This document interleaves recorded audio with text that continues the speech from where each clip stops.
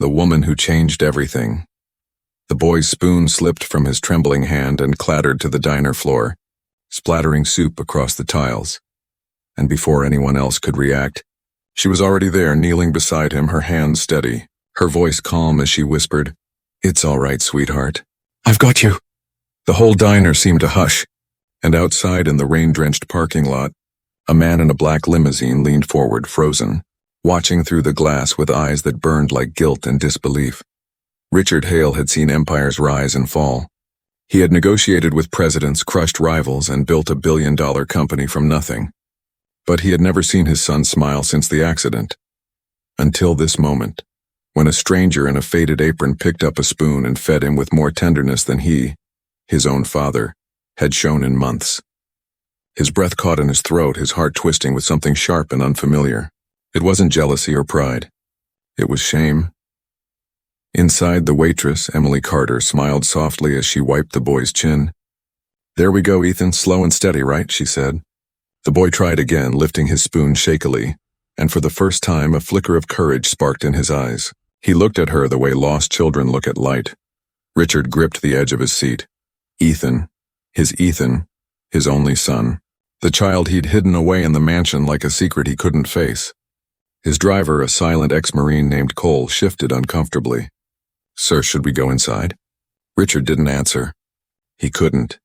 He couldn't tear his eyes from the sight of that small miracle, the warmth of a stranger undoing months of silence, guilt, and grief. He had brought Ethan to that small-town diner against his doctor's advice, hoping the outside world might stir something in him. But he hadn't expected this. He hadn't expected her. Emily didn't notice the storm of emotions brewing behind the tinted glass outside. She was too focused on the boy. His hands were fragile, his face pale, his legs still. She saw more than disability. She saw the loneliness that came from being stared at, pitied, and forgotten. She talked to him as if he were whole, as if nothing was broken. That was her secret. She looked straight into people's pain and treated it like it could still bloom.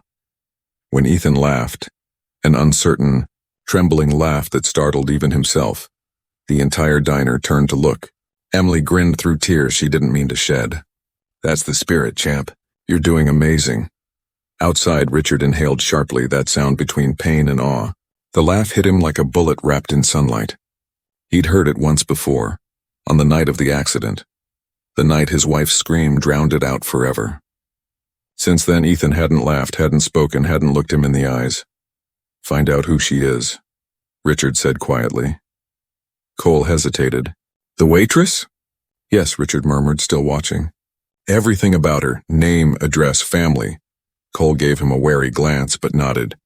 He had seen this look in Richard's eyes before, the look of a man who spotted something rare and refused to let it slip away. The rain thickened, sliding down the windows like tears. Inside, Emily guided Ethan's hand again, never rushing, never sighing in frustration the way some caretakers did. She made it seem like feeding him was an act of grace, not duty. When Ethan's mother was alive, she'd been that way too. And suddenly Richard couldn't breathe.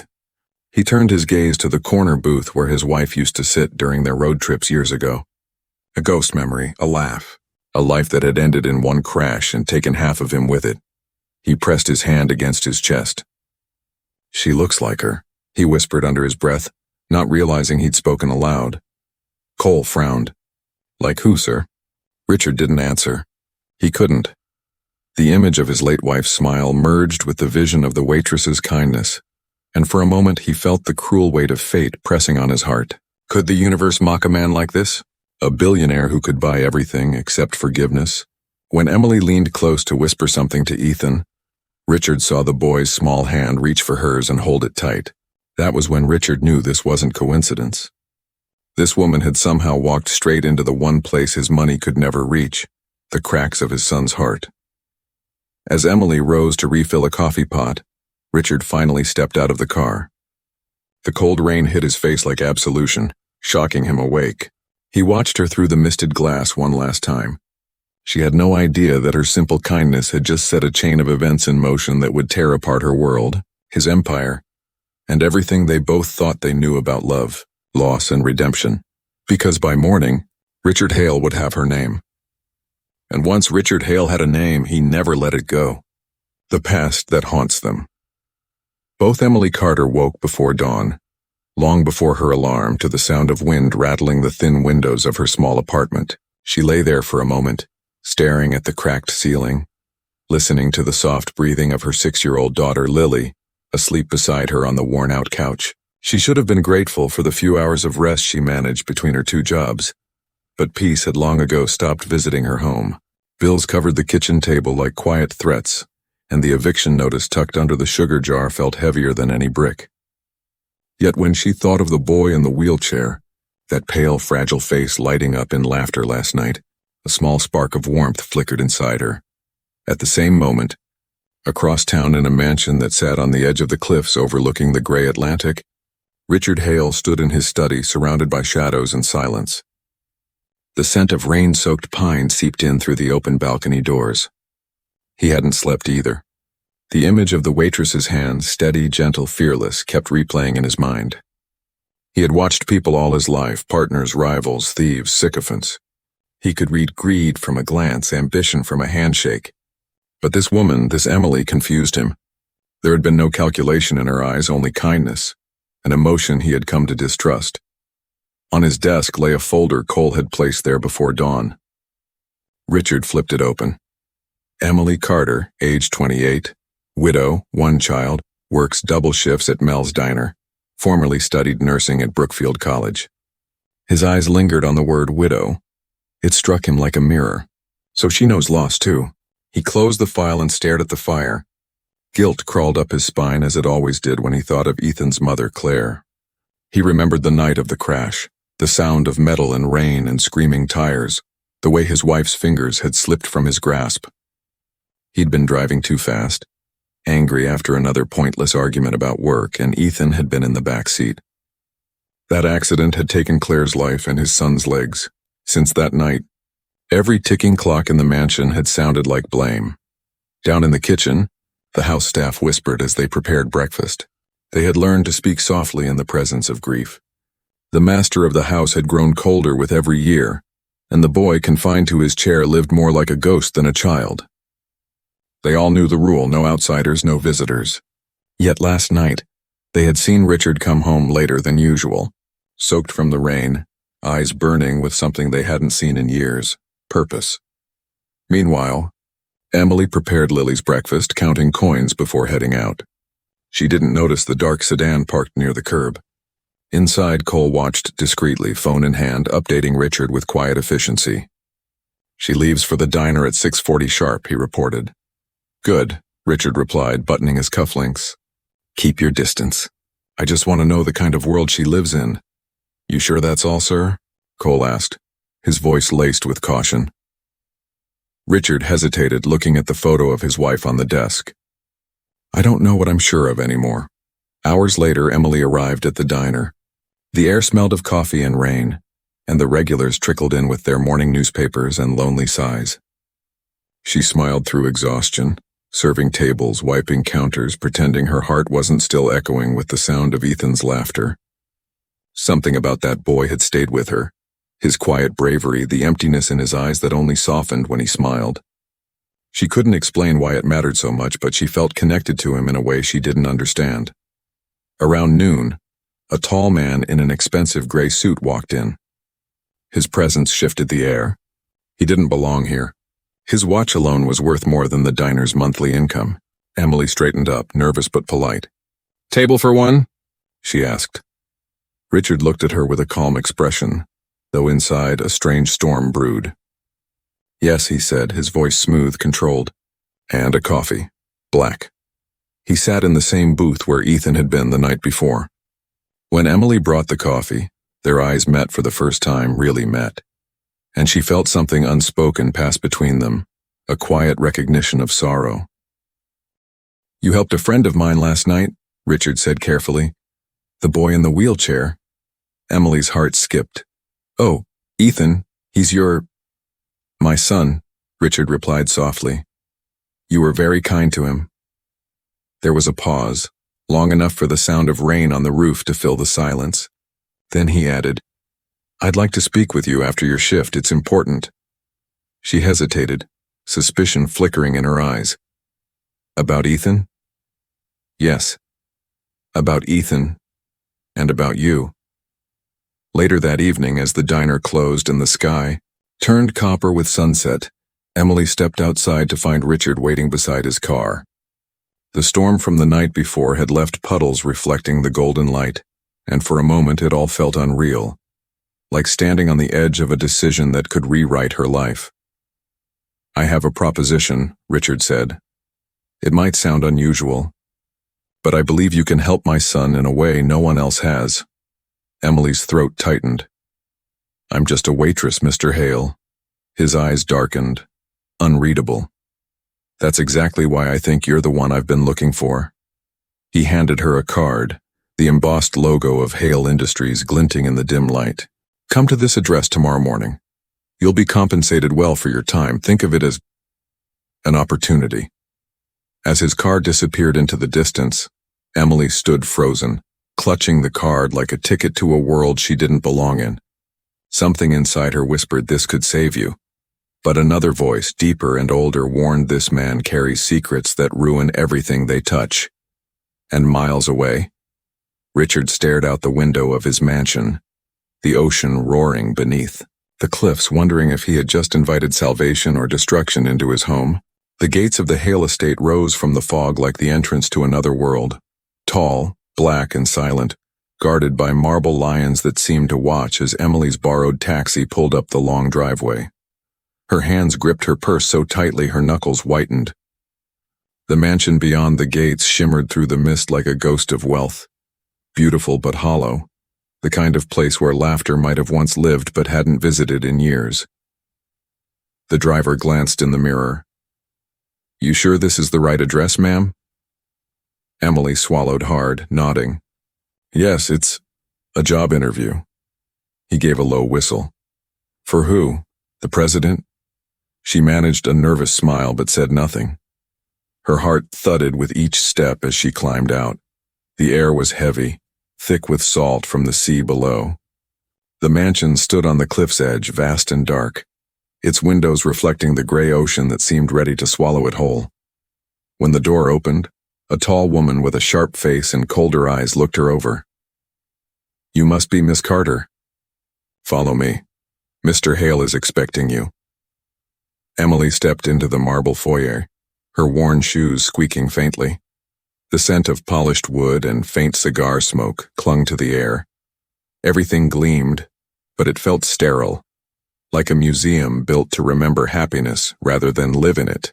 In the sitting room, Richard Hale stood by the window, back straight, hands clasped behind him. He didn't turn when she entered. His voice was calm, but beneath it, something strained, something haunted. "Thank you for coming." Emily hesitated by the door. "I wasn't sure I should." He turned then, and his eyes, the kind that had stared down boardrooms and empires, softened a fraction. "I wouldn't have blamed you if you hadn't. This isn't an ordinary job." He motioned for her to sit. A folder rested on the table between them, her life printed in black ink. Emily froze. "You looked into me?" "I did," Richard said without apology. "You have a right to be angry, but I had to be sure. My son's well-being depends on it." Her voice trembled. "You know everything about me then, that I'm a widow, that I'm barely paying rent." "I know that you once studied nursing," he interrupted gently, "and that you cared for a boy you didn't even know with more patience than most trained professionals I've hired." The compliment disarmed her. "You want me to be his caregiver?" "Yes," he said simply. "Live here, work with Ethan full-time. Your daughter would have a place here too. I'll pay you more than you could make in 10 years at that diner." It sounded impossible, a dream laced with warning. Emily's first instinct was to say no. The offer was too much, too sudden, too strange. "Why me?" she asked. Richard hesitated, his gaze drifting to the window, where waves crashed violently below the cliffs. "Because my son responded to you. He hasn't done that since the accident. You reached something in him, something I can't." The honesty in his voice cracked through her fear. She looked around. The grand staircase, the silent halls, the portraits of smiling faces that no longer smiled. It wasn't a home. It was a mausoleum dressed in silk. "Please," Richard said quietly, turning back to her. "Just try for a week. If you want to leave, I won't stop you." Emily nodded slowly, unsure if she was agreeing out of compassion or curiosity. "All right, I'll try." That evening, as she was led to her quarters by the same cold-eyed housekeeper, she passed Ethan's room. The door was ajar. Inside, the boy sat by the window, sketching something in faint pencil strokes. She peeked inside and smiled softly. "Hi, Ethan." He looked up, wary at first, then surprised. "You came," he whispered. "Yes," she said gently. "I told you I would." From down the hall, unseen, Richard watched that moment unfold, a fragile thread of connection weaving itself through the still air. But beneath the calm surface, another current stirred. In the corner of the study, a small photograph lay face down, a picture of his late wife, Claire, sitting beside a young woman who looked uncannily like Emily. He hadn't meant to notice it at first. The resemblance had nagged him since that night at the diner. Now, as he stared at the photo, something old and uneasy crawled back into his chest, a memory he had buried too deep to face. Claire had once mentioned a girl she mentored during her hospital volunteering days. A nursing student who reminded her of herself. Could it be? He poured himself a drink, his mind spinning through fragments of the past. Was it coincidence, fate, or something more sinister? He didn't know, only that the more he looked at Emily, the more the past bled into the present. Later that night, Emily tucked Lily into the softest bed her daughter had ever seen. The child beamed, oblivious to the tension humming in the air. "Mommy, is this where rich people live?" she asked sleepily. Emily smiled faintly. "Something like that, sweetheart." As the lights dimmed, thunder rolled far out over the sea. In the darkness, Emily couldn't shake the feeling that the mansion was watching her. Every hallway breathing secrets, every portrait hiding eyes. Somewhere deep in the house, a door creaked softly, followed by a faint sound, a whisper or a sob. She couldn't tell which. She rose, heart racing, stepping into the corridor. "Hello?" she called quietly. No answer. Only the sea crashing below and the faint echo of a child's voice whispering her name. Emily froze. Ethan was asleep down the hall. Lily was dreaming. Then who had spoken? In another room, Richard stood by the fireplace, the old photograph still trembling in his hand. "What are you doing to me?" he whispered to the flames. "Why does she look like you, Claire?" The storm outside howled, harder, as if the mansion itself remembered something terrible, something that was about to surface again. Morning came shrouded in fog and salt air, the ocean waves roaring below the cliffs like a warning that refused to be ignored. Emily woke to the sound of wind rattling the window panes, for a moment forgetting where she was. The soft sheets, the faint scent of cedar and old perfume, the vast silence, it all felt like waking up inside someone else's memory, then Lily's. Laughter drifted from the adjoining room, reminding her why she had agreed to stay. This wasn't home, but for now it was hope. Downstairs, the mansion stirred awake with restrained precision. Servants moved like ghosts, avoiding eye contact, their voices hushed. The housekeeper, Mrs. Landon, watched Emily with the quiet disapproval of someone who didn't believe outsiders belonged here. "Mr. Hale takes breakfast at 8 sharp, she said curtly, placing a tray of fruit and tea on the table. "Ethan's therapy session begins shortly after. You'll find him in the sunroom." Emily thanked her softly, though the woman didn't respond. When she reached the sunroom, sunlight streamed weakly through tall windows, catching dust in golden beams. Ethan sat in his wheelchair by the glass, staring out toward the churning sea. His sketchbook rested on his lap. "Good morning, Ethan," she said gently. He turned, his shy smile faint but real. "You came back again." "Of course," she said, kneeling beside him. "We made a deal, remember?" Over the following days, a rhythm began to form between them. She read to him, helped him eat, coaxed him into simple exercises. Slowly, his eyes began to light up, His voice grew steadier, and his laughter, soft but clear, returned to the hallways. For the first time in years, Richard heard the sound of joy echo through his house. He would pause outside the doorway, unseen, watching them like a man afraid to believe in miracles. Yet with every new smile, guilt dug deeper. Watching Emily with Ethan reminded him too much of Claire, the way she used to kneel beside their son, her touch gentle, her voice filled with light. Sometimes he caught Emily humming softly while arranging the boys' paints, and the melody was so familiar it made his chest ache. One afternoon, Emily found an old painting tucked behind a wardrobe in Ethan's room, a portrait of a woman by the sea. She froze. The woman's face looked hauntingly like her own. The same eyes, the same shape of jaw, even the same faint dimple near her mouth. The only difference was the sadness. The painted woman looked like someone who knew too much. Ethan noticed her staring. "That's my mom," he whispered. Emily's throat went dry. "Your mom?" He nodded. Dad doesn't like to talk about her. He keeps her pictures locked away now. But I found this one. I like to keep her near me. Emily placed the painting gently back. Her pulse quickened. No wonder Richard looked at me like that the first day. It wasn't just surprise, it was recognition. That evening, as she passed the study, she overheard two staff members whispering in the hallway. "I'm telling you," one of them said. "Mr. Hale's lost it. First he hires a diner waitress, now she's living here like she belongs. The way she looks, it's eerie." "The housekeeper says she's planning something," the other replied. "Some women see a lonely man and smell money. He's blind to it. She's got him wrapped around her finger." Emily froze in the shadows, their words sinking into her like shards of glass. She wanted to storm out and defend herself, but another part of her wondered, was that what Richard thought too? Later that night, while checking on Ethan, she noticed a door half hidden behind an old tapestry in the hallway. It wasn't on any of the house maps she'd seen. She hesitated, then turned the knob. It creaked open, revealing a narrow staircase leading downward. A faint scent of dampness and dust rose up. She grabbed a candle from the wall sconce and descended, her heartbeat echoing louder than her footsteps. At the bottom was a small room filled with boxes, old photographs, and framed newspaper clippings. She brushed dust from one frame and gasped. It was a front-page photo of Richard Hale and his late wife, smiling at a charity gala. But the headline below read, "Hale Industries under fire. Whistleblower nurse dies in tragic car accident." Her candle trembled. Another clipping beside it showed the same accident date as Claire's death.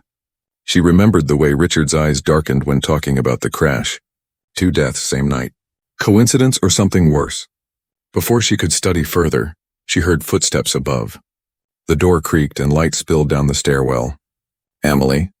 Richard's voice echoed, sharp and uncertain. "What are you doing down there?" She froze, heart pounding. I just found this room," she stammered. "I didn't mean—" He descended halfway, his expression unreadable. "This part of the house is off limits. Those things, they're from another life." Her voice softened. "Your wife's life?" Something flickered behind his eyes. Grief, anger, maybe both. "Yes," he said quietly, "and some memories are better left buried." She nodded, but as she passed him on the stairs, she saw his hand trembling. He wasn't angry, he was afraid. That night, Emily couldn't sleep. The memory of that newspaper headline haunted her. Why would a whistleblower's death be connected to Richard's wife? And why hide it? In the distance, thunder rolled again. She rose, unable to ignore the feeling that the mansion itself was whispering its secrets to her. Down the hall, a light flickered beneath the study door. She peered through the gap and saw Richard staring at the same newspaper clipping she'd found. His face pale, lips moving silently as if confessing to ghosts. "Claire, I told you to let it go," he whispered hoarsely. "But you wouldn't, would you? You had to know the truth. And it killed you." Emily covered her mouth, backing away before he noticed. The floor creaked beneath her feet. Richard turned sharply toward the door. "Who's there?" he barked. Emily slipped into the shadows, her pulse hammering. For the first time, she wasn't sure if the man who'd hired her was broken or dangerous. And upstairs, in the flickering dark, Ethan's painting of his mother glowed faintly. Under the lightning flash, as if the woman in the portrait was trying to warn her, the first crack of thunder tore through the sky as if the heavens themselves had decided to bear witness to the lies buried inside the Hale mansion. Rain lashed the glass walls, Wind howled down the chimney, and every shadow seemed to stretch longer, darker, more alive. Emily stood by the window in her room, arms wrapped around herself, staring out into the tempest. But it wasn't the storm outside that terrified her. It was the one she had awakened within these walls. For 3 days since discovering the secret room, Richard had been distant, curt, almost paranoid. He canceled Ethan's sessions, locked himself in the study, and avoided her gaze at every meal. The warmth that had once flickered between them had frozen into something colder, suspicion. Emily wanted to confront him, to ask why he'd hidden his wife's connection to that mysterious car crash. But she knew better. There were eyes everywhere in the house, servants whispering, the housekeeper watching her every move. Even Ethan, innocent and sweet, seemed to sense the tension. "Why is Dad so angry?" he'd asked softly. "Did I do something wrong?" She had lied to protect him. "No, sweetheart. Grown-ups just forget how to listen sometimes." But inside she feared something darker. Richard Hale wasn't just a grieving man. He was a man protecting something, and now she was close enough to threaten it. That evening, lightning illuminated the sea like silver fire. Emily found a letter slipped under her door. No name, no signature, just a note written in precise handwriting. "You're not safe here. Leave before he finds out what you know." Her blood ran cold. She looked around, half expecting someone to be standing in the shadows. But the hallway was empty, only the faint hum of rain against the glass. She rushed to check on Lily, asleep and peaceful. Then she went to Ethan's room. He was painting again, the same woman, his mother, standing by the ocean. Only this time there was something new in the background. A black car at the cliff's edge, its headlights cutting through the rain. Emily's breath caught. "Ethan, why did you draw that?" The boy hesitated, brush trembling. "Because I remember that night. The car didn't slip, it hit her." Emily felt her stomach drop. "What do you mean it hit her?" His voice was small, almost a whisper. "They were arguing. Mom was standing in the road. Dad said it was an accident, but I saw the lights move." A chill spread through her body. She wanted to believe Ethan's memory was fractured, that trauma had blurred reality. But deep down she knew children rarely invent nightmares that specific. A sound came from the hall, a creak, soft but deliberate. Richard's voice followed, calm but sharp.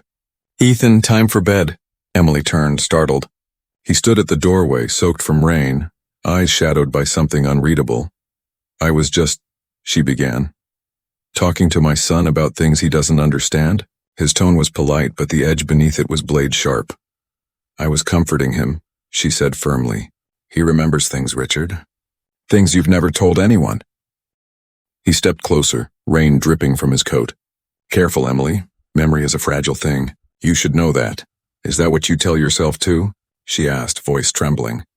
That what happened that night was fragile memory, not truth. For a moment the mask cracked. His eyes flashed, pain, guilt, rage, then he turned away. "You don't know what you're talking about." "Then tell me," she cried. "Tell me why your wife's death was in the same paper as that whistleblower's. Tell me why you hide the evidence, why you—" "Enough!" His voice thundered louder than the storm outside. "You think you know pain? You think you understand what it's like to watch everything you love die because of one mistake?" Silence. The rain hammered harder like fists against the glass. "She was going to ruin everything," he said finally, his voice breaking. "Claire wanted to expose the company. She didn't care that it would destroy thousands of jobs, that the board would eat us alive. She found proof of what Hale Industries had done, the toxins, the falsified reports, and she was going to hand them over.